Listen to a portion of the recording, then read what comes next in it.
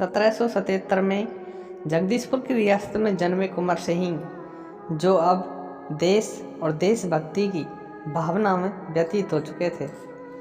कुंवर सिंह एक महान योद्धा थे जो अपनी वीरता और सैन्य कौशल के लिए जाने जाते थे।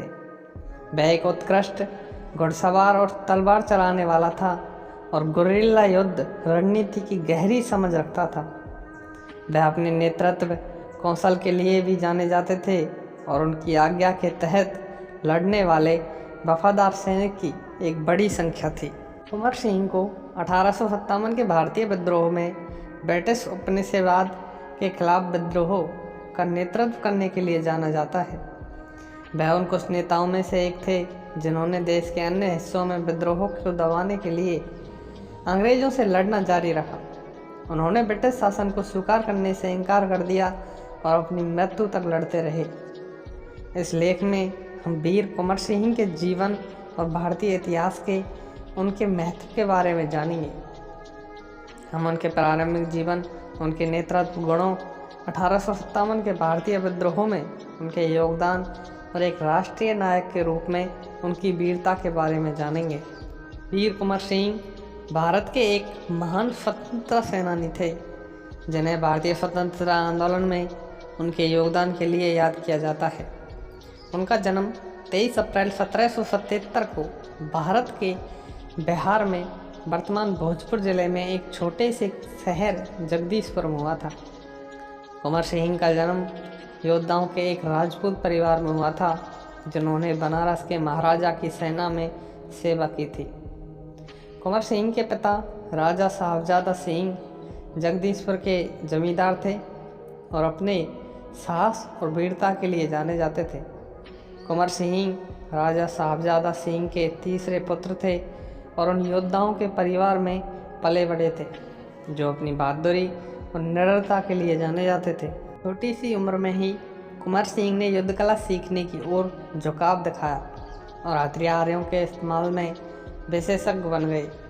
उन्हें तलवारबाजी, घुड़सवारी और तीरंदाजी का कला में प्रतिबिंब किया गया था, जो उन दिनों एक योद्धा के लिए आवश्यक कौशल माने जाते थे।